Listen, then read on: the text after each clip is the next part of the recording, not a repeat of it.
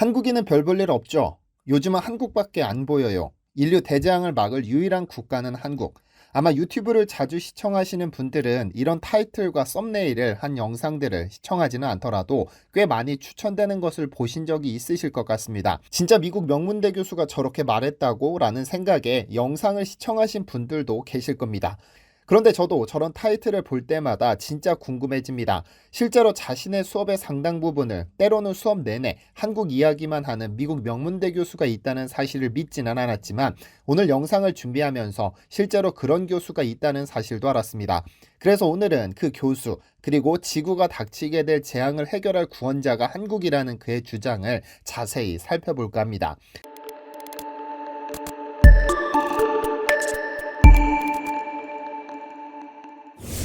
안녕하세요. 디스멘터리입니다. 논란은 있겠으나 세계 최고 선진국으로 꼽히는 미국인 만큼 미국 내에는 이름만으로도 압도적인 위용을 자랑하는 대학들이 있습니다. 그중 펜실베니아 주립대학교에는 샘 리처드라는 사회학과 교수가 있는데 이분이 진행하는 수업 중 SOC 119라는 수업이 있습니다. 이 강의는 미국 내에서 가장 인기 있는 강좌 중 하나로 매 학기당 약 800명이 넘는 학생들이 수강 신청하는 수업이면서 모든 수업을 유튜브로 실시간 스트리밍하기 때문에 전 세계 누구나 강의를 듣고 누구나 의견을 공유할 수 있습니다. SOC 119가 바로 몇 년 전 세계 트렌드를 따라가기 위해서는 BTS와 소주를 알아야 한다는 주제를 다뤄 한국에서 엄청난 화제가 됐던 수업인데요. 이 수업을 진행하는 샘 리처드 교수는 강의 경력만 약 40년이고 그는 친한파보다는 지한파에 가깝습니다. 사회학과 교수가 되기로 결심한 후 그의 모든 에너지를 쏟아부어 전 세계적으로 일어나는 사회 현상을 배우고 수업에 누겨냈는데 최근 몇 년간 그의 화두는 한국 그리고 한류입니다. 우선 그가 인류 대재앙을 막을 유일한 국가로 한국을 선택한 배경 뒤에 어떻게 그가 한국에 관심을 갖게 된 것인지를 살펴볼 텐데 그 이야기는 한 라디오 방송에서부터 시작됩니다. 사회학과 교수가 되어 전 세계 사람들과 문화에 대해 이야기하던 중 2018년의 어느 날 아침 라디오 방송에서 흘러나오는 BTS에 관한 소식을 듣습니다. 왜 그날 그 소식을 듣게 됐는지는 알 수 없지만 대학원생 때부터 우연히 한국을 알게 된 후 조금씩 한국에 대해 이해하고 싶었던 그는 33년간의 열정을 따르기로 결심합니다. 그동안 그가 배웠던 전 세계 모든 국가의 문화들과 한국이라는 국가의 문화를 비교해보고 싶었죠. 그렇게 그의 소주와 BTS 강의가 나오게 된 겁니다. 그 강의에서 그는 학생들에게 질문합니다. 이 세상에서 맥주나 와인 말고 도수가 조금 높은 술 중에서 가장 인기 있는 술은 무엇일까요? 라고 말이죠. 여기저기에서 보드카, 위스키 등등의 답을 내지만 정답은 소주였습니다. 그렇게 술을 많이 마시는 대학촌에서 세계에서 가장 많이 팔리는 주류인 소주를 마셔보지 않은 학생들이 있다는 점이 놀랍다며 학생들에게 핀잔 아닌 핀잔을 주었는데 그가 전하고자 하는 메시지는 명료합니다. 세계에서 가장 선진국에 산다는 미국인 학생들도 세계화의 조류를 따라가지 못하고 뒤처지고 있다고 말이죠. 그리고는 칠판에 45 million 24 hours라는 슬라이드를 띄운 후 이 숫자의 의미를 묻습니다. 아무도 정확히 대답하지 못하자 그는 K-팝 그룹인 방탄소년단의 뮤직비디오가 지난주 발표됨과 동시에 24시간 만에 4,500만 뷰를 넘어섰습니다. 테일러 스위프트보다도 앞섰죠 라고 말합니다. 여러분들, 이 사람들을 꼭 알아야 합니다. 우리가 사는 세상에서 방탄소년단 멤버들이 이렇게 놀라운 기록을 세웠는데도 여러분들이 이에 대해 알지 못한다는 사실에 정말 놀랍습니다.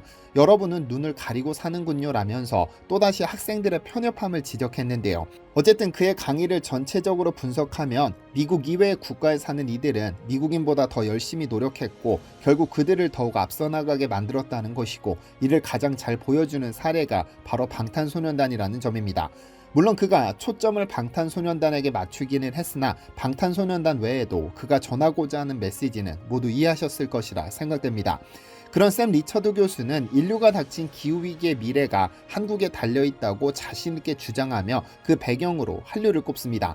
한류, 사전적으로 음악, 영화, 드라마와 같은 대중문화부터 넓게는 패션, 화장품, 음식, 산업 등 대한민국 문화가 외국에서 유행하는 현상을 뜻하는데 이것이 어떻게 기후위기를 해결할 수 있다는 것인지 조금 의아하지만 그의 주장은 일견 타당해 보입니다. 수업 중 학생들과 기후위기에 대한 이야기를 하던 중 그는 질문을 받습니다. 어느 나라가 인류 최대의 재난에서 벗어날 변화를 만들 수 있고 가장 잘 준비되어 있나요? 라고 말이죠. 사실 이러한 질문은 사회학 수업에서 받을 법한 질문이 아니고 그가 대답할 만한 요소가 아니기 때문에 잘 모르겠다고 대답한 후 그는 몇 주 뒤 그 해답이 한국에 있음을 깨닫습니다. 한국이야말로 세계가 어떤 방향으로 나아가야 할지 알려줄 수 있는 최적의 위치에 있다는 사실을 불현듯 깨달은 것이죠. 그의 주장에 의하면 어느 한 국가가 리더십을 가지고 모범이 되는 것은 상당히 중요합니다.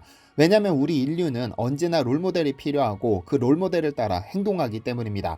쉽게 말해 만약 여러분이 워렌 버핏을 롤모델로 삼았다면 그가 투자하는 방식, 말하는 방식, 행동하는 방식, 심지어 잠자는 방식까지도 따라할 가능성이 높습니다. 모범이 되는 그가 어느 날 새로운 투자 방식을 공개한다면 여러분은 그 방식을 더 철저하게 따를 겁니다. 롤모델이란 그런 존재니까요. 따라서 정체성 또는 관심 분야를 중심으로 연합할 누군가 또는 어떤 국가가 필요하게 되는데 그 역할을 한국이 해줄 수 있다는 것입니다. 어쩌면 그의 주장은 한류라는 트렌드로 전 세계 모든 관심이 집중되는 한국이 남들보다 조금 앞서 인류의 대재앙이 될 기후위기 해결을 위한 선두에 나선다면 다른 국가까지는 아니더라도 적어도 그 한류를 중심으로 뭉친 세계 시민들의 행동을 변화시킬 수 있다고 보는 것일지도 모릅니다. 그는 대부분의 나라들은 기후위기를 헤쳐나갈 사회, 문화적 토대가 부족합니다. 한국은 그 실마리가 될 4가지를 가지고 있습니다라고 말합니다. 그럼 그가 주장하는 4가지 요소는 무엇일까요? 우선 한국은 공동체 중심 사회, 즉 공동체가 잘 되어야 개인도 행복하다는 생각이 뿌리 깊게 박혀있는 사회라는 점입니다.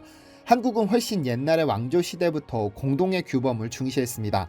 따라서 우리 국민들은 공동체 안에서 적용되는 특수한 규범이 개인의 옳고 그름을 판단하는 근거로 작용하며 그 법과 규범을 지키려고 노력하죠. 샘 리처드 교수는 이런 규범은 문화에 영향이 있고 공동체 전체를 위한 최선의 방향을 가진다며 개인의 행동이 공동의 이익을 만들 것이라는 믿음이 하나의 사회적 패턴이 될 때 다수의 이런 행동으로 해결책을 만들 수 있다라고 강조합니다.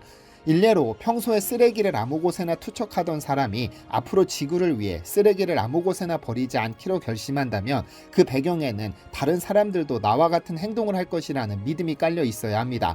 나의 희생이 헛되지 않을 것이라는 그러한 믿음 말이죠. 두 번째는 효율적인 교육 시스템입니다. 사실 교육에 있어서 한국만큼 진지한 국가는 그리 많지 않습니다.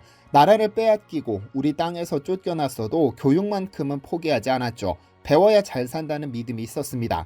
따라서 자식 교육을 위해 온 가족이 희생하는 독특한 문화를 만들어냈는데 이러한 문화는 전 세계에서 한국이 거의 유일합니다. 그리고 심지어 이런 힘든 과정을 한국 학생들은 감내한다는 겁니다.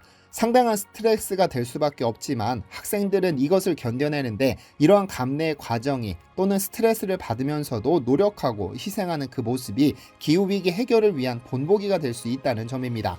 세 번째는 공익을 위한 규칙을 준수한다는 점인데 규칙을 만든 사람도 신뢰하지 않는 규칙을 공익을 위해서라면 기꺼이 따르는 것이 한국인입니다. 사실 공동의 목표 또는 공동의 이익을 위해서 이러한 규칙, 설사 그것이 옳지 않아 보이더라도 따르는 것은 기후위기의 문제 해결을 위한 가장 중요한 조건입니다.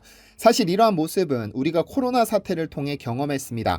사회적 거리두기니 6시 이후 모임 금지니 10시 이후 영업 금지니 실외 마스크니 하는 겉보기에 상당히 불합리하고 비효율적으로 보이는 제한들이 있었음에도 우리 국민들은 전부 그걸 받아들였습니다. 그리고 그간 선진국이라 생각해왔던 많은 국가의 국민들은 자유를 침해한다 또는 음모가 있다며 과격한 폭력 사태가 발생하기도 했죠. 최근 중국의 상황을 보면 쉽게 이해됩니다. 우리는 그 법이 잘못됐고 비효율적이라고 하더라도 일단은 정부의 지침을 따랐습니다. 정치적 성향에 따라 불만을 제기하고 일부 이탈하는 경우도 있었지만 대부분의 국민들은 남에게 피해주지 않기 위해서 또는 공동체 전체를 위해 옳은 일이라 생각했기 때문입니다. 아마 그 당시 다른 사람한테 옮기면 안 되니까 라면서 자발적으로 외출을 삼갔던 이들이 제 주위에도 여러 번 주위에도 있었을 겁니다. 마지막으로 세계적인 소프트 파워입니다. 우리가 가진 문화의 힘인데요. 그의 주장에 의하면 세계가 한국에 대해 생각할 때 떠올리는 모습은 현대적이고 잘 살고 안전하고 교육받은 국가입니다. 그 누구도 한국을 생각할 때 범죄를 생각하거나 교양과 지성이 부족한 사람들이라고 생각하지 않습니다. 영화에 보여지는 또는 드라마에 보여지는 혹은 K-팝 아이돌 뒤에 존재하는 실체가 중요한 것이 아니라 사람들이 생각하는 그 이미지가 중요한 겁니다. 미국의 야망, 중국의 욕심, 러시아의 탐욕을 보며 그를 긍정적으로 생각하는 이들은 없습니다.